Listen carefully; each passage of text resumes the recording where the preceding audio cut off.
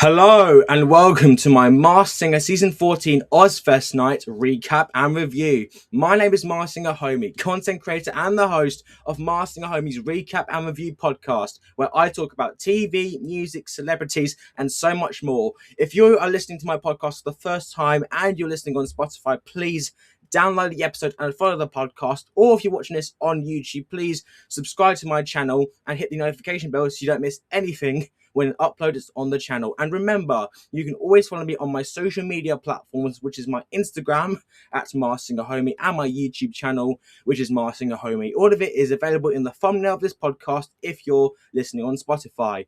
So this past week on the Masked Singer Season 14, it was Ozzfest Night, and basically it was an episode dedicated to the legend himself, Ozzy Osbourne, who we lost not too long ago, quite a few months ago actually. And we had Kelly Osbourne on the panel this episode, which was so nice. And of course, if you remember back in season 2, she was the Ladybug on season 2, and she did really well on that. And honestly, it was so nice to see Kelly on the show. It's been quite a while since we last saw her, at least on Masked Singer related stuff. But it was just really nice to see her there. It just really was. And it was basically an episode dedicated to Ozzy Osbourne and the Ozzfest, which I actually stupidly did not know about. I thought that was just a name they called it. But apparently Ozzfest, there was actual songs by other artists there. And that's what the contestants did this episode, which I was pretty stupid about because I thought they'd only be singing Ozzy Osbourne songs. So that was really kind of like, oh, goodness me. But anyways, we had Galaxy Girl, High Voltage, Pangolin, and Eggplant on this episode. And of course, one singer was indeed unmasked. Now, I will admit, do I necessarily agree with this elimination that happened? I'd say I'm in the minority because I had a feeling it would happen, but I can understand why people would think this person was robbed. But without any further ado, let's get straight into this week's review. Starting off with High Voltage, who performed, and I just realized I need to find the songs again. So just bear with me for just a second, everybody. Alright, I'm back, everybody. So, as I was saying, High Voltage was the first person in this episode, and he performed Paranoid by Black Sabbath, which is, of course, Ozzy's rock band that he was part of. And I have to say, this was, without question, his best performance he has given all series so far. I just loved it. I absolutely loved the song. I loved the way he brought the song to life. I loved the little glasses he had, a little band-aid. That was wicked. And he really showcased his voice this week, which I thought was fantastic. It just shows that for me, he's literally one of the most underrated singers of this whole series, and I just think I just think he's great. I think he's got a great voice. I love the fact that we got to hear more of his range this time around, which was really nice. And yeah, I thought this was a fantastic performance overall. So my guess for High Voltage, I am sticking with the guess I've been saying since day one, and that is Alexi Lawless. And I'm very confident now this is him, because I will admit, I had a feeling this was going to be a sports star the first time I saw the costume, but I was getting the more NFL person, who can sing. But the fact we've got a soccer player on the show is honestly pretty cool. So let's go through his clues. So he talked about being part of a group, and Alexi was part of a rock band called the Gypsies before his soccer career. 95 was shown, and that I think is a possible nod to his 1995 LMS debut. He mentioned about having a band of brothers, and I think that's another reference to him being in the Gypsies again. A cowboy hat was shown and on the ticket, and he is known for wearing a cowboy hat. And then the other clue, which was the bandwagon with the little train there, he actually starred in a Fox Sports marketing campaign called Jump on the Wagon. Now, I guess, again, that could be a very red herring there, because that could be a little mislead there, but that was the connection I managed to find there. But I'm still confident this is Alexi Lawless, and I have to say, he actually has a really good singing voice, because I believe he did be a singer as well during his soccer career. But again, I think for him to come on here, this is him to showcase his singing talent, I think is very good. So, but again, I'm actually quite happy he's made it this far, because I think he truly is one of the most underrated singers. I think this whole season. I think he's just been such a joy to watch, and I've been loving him every single episode that he's been on so far. Next up, we had Galaxy Girl, and she performed Drive by Incubus, which is I do not know who they are. I've never heard of the band before, but I will say I think she definitely she performed this really well. I thought it was a great song for her. I will admit, if this is the person I'm saying, I don't think we're seeing her full potential, because I know she's got so much more to give. So I think if we got the chance to see her really take command of her voice maybe in the next round, I think that'd be really nice to see, because she's very good, but I think that she's just missing that bit of, that little bit of like like, I know she's capable of doing so much more, but this was still a really good performance nonetheless. And I'm still going with my guess, which I've been saying again since day one. Well, actually, the guess I have for Pangolin have actually changed from my original guess to the online guess, which we'll get into a little bit later on.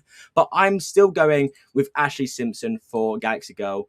And I think it's pretty obvious who this is as well, because with Stingray being who we think is Evan Ross, and the fact we have Ashley and Ross on the same season is just wicked. So let's go through some of her clues. So she talked about Lilith Fair, and if you don't know, that was the famous fair that happened back in the 90s, where we had Jewel, Paula Cole, and so when she was talking about that, she apparently Ashley identified it as her first concert and a massive inspiration for her music career. She mentioned that she was lost in the background and wasn't the one who sang. Now, I don't know about lost in the background, but I think that when she talked about that she wasn't the one who sang, I think that could be a reference to her famous lip sync incident, which happened on SNL, I believe. We saw Dream written in clouds, and that is a nod to her song Never Dream Alone. We saw a gondola in the fountain, and that is a reference, I think, to the Venetian Hotel in Las Vegas. And she had a residency there at the Venetian, which, if you've ever been to the Venetian Hotel, I haven't, but it's famous for its indoor canals and gondolas, which I think I've actually seen some photos of that online, and it looks so cool. So I quite like that. And those were the clues I managed to find. And I'm very confident this is Ashley Simpson. I'm hoping that we get to see her really break out of her shell, because I think she is very capable of really bringing her voice to light, and hopefully we get to see that before her next. When she next performs, I believe it's on Star Trek night. So I'm very excited to hopefully see her break out of her shell. Next up, we had the person who was eliminated this episode, which was Eggplant, and who did One Step Closer by Linkin Park. And very happy we've got some Linkin Park on the show. I love their music, and I think it's the first Linkin Park song we've ever had on the Masked Singer US, which I think is so cool. And I will admit, I was a little bit shocked that he was sent home, but at the same time, like, I had a feeling, like a slight feeling he would be the one going home this episode. But regardless, I can understand why he was sent home, even though I can understand why people thought he was robbed. But for me, I'm like in the minority here. But he was eliminated, and it was revealed to be none other than Jack Wagner, which I got right as well. Very happy about that. Known for General Hospital, Santa Barbara, The Bold and the Beautiful, etc. And I have to say, I absolutely loved him this season. I thought he was fantastic. Again, I would have loved to have seen him maybe perform a few more songs, because I loved his performance of Rocket Man. I thought that was a superb first performance for him. And I loved that. American Woman was great. And his performance of Linkin Park, that was also really good. So, and yeah, I just really, really enjoyed him this season. I think he was just a joy to watch. And again, I just think I loved him. And I even said as well from the very beginning that when I saw the Eggplant costume that he was going to be good. Even though I saw people saying that he had the vibe of Pickle, I was not even thinking that. I honestly thought I had that feeling he was going to be very good. And I'm very happy to be correct on that, because he really was superb. I absolutely loved him this season. And honestly, Jack, thank you so much for being on the Masked Singer, my friend. You were superb. And yeah, again, I absolutely loved seeing you on the show. You were fantastic. And finally, we had the final performance of the night, and the best performance of the whole night, and I think potentially the best of the season so far, which was Pangolin, who performed probably the most appropriate song for this episode, which was Ozzy Osbourne's Mama, I'm Coming Home. And she absolutely blew the house down with this performance. It was just incredible. And just, again, the whole performance was just spellbinding, and the way she sang it was just perfection. Even Kelly got emotional, and I just think it was just the perfect tribute to Ozzy himself. And even at the end, they showed the picture of Ozzy on the big entrance is. They had that little LED thingy where they can put images on, and they had his face on there, and that was just beautiful. It was just absolutely beautiful. And again, it was just the best performance of the night and the perfect way to end off Ozzfest Night, in my opinion. It was just so good. So I have a new guest for Pangolin now going in after this episode, because I was going into the episode still thinking Jordan Sparks, because I heard the voice of Jordan and I've been wanting him on the show for quite a long time, but the clues don't actually fit they don't fit Jordan this time. I mean, I only managed to connect one of them so far, which was the 1,000 clue, because she has a song called 1,000. But I have a new guest, and it's actually the guest I've been seeing online, and that is Rachel Platten, who is known for the hit song "Fight Song," which if you remember, back I think it was in what was it? It was Fear Night. Khalili, who was Teddy Mellencamp, she sang that song, which I thought which was great. So we'll go through some of the clues I have here. This is actually on Screen Rant, by the way. So she talked about that Ozzy was an inspiration to her because he stood up for himself, and that's what she had to do. She started living in and working out of her own van, and was on the brink of giving up. We then saw a kettlebell with a heart shown on it. Now that, I think, could be a reference to Rachel's sixth time platinum song Fight Song. And we'll go and some of the other clues that were there. So she mentioned about going in different directions, being the need to please everyone, etc. And I think this all fits perfectly, because she wrote a Fight Song when she was a struggling musician. We saw the tip jar clue, which represents that time of her life. And on June 27th of 2014, that song debuted on the social media network website We Heart, and then 6 months later, it was featured in the Pretty Little Liars Christmas special and was sold thousands of copies. So many clues. Well, what other clues was there? There's many clues there. Even on the previous episode, was any clues from? Yeah, okay. I found the diamond clue. She mentioned about the diamond clue, and I think that's another reference to Fight Song. And all these, I can't connect all the clues here because it's quite a big article here, but but I'm pretty sure this is 100% Rachel Platten, who's known for Fight Song. And to be honest with you, I could totally hear the voice now. I heard it, especially this episode around.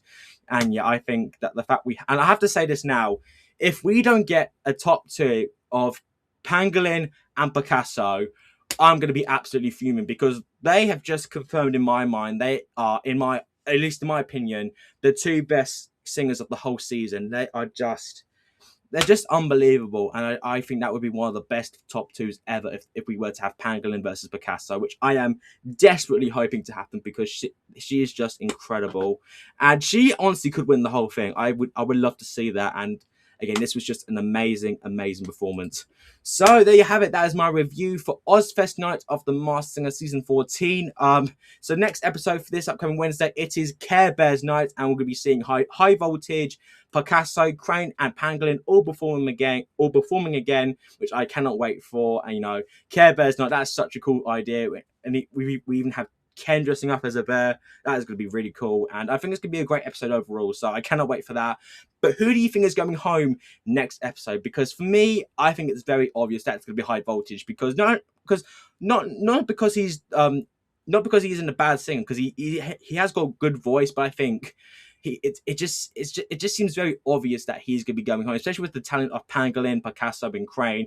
I don't think he's got a chance, unfortunately. But so that's what I'm thinking. But let me know your thoughts down below. What did you think of Ozzfest Night? And I'd love to hear your feedback as well down below. But once again, I just want to say thank you so much for listening to this episode, to my review of The Masked Singer Season 14 Ozzfest Night. And remember, if you haven't already, please download the episode, follow the podcast so you don't miss anything when an episode drops. And once again, thank you so much for listening to my review of The Masked Singer Season 14 Ozzfest Night. And of course, I'll see you guys next time.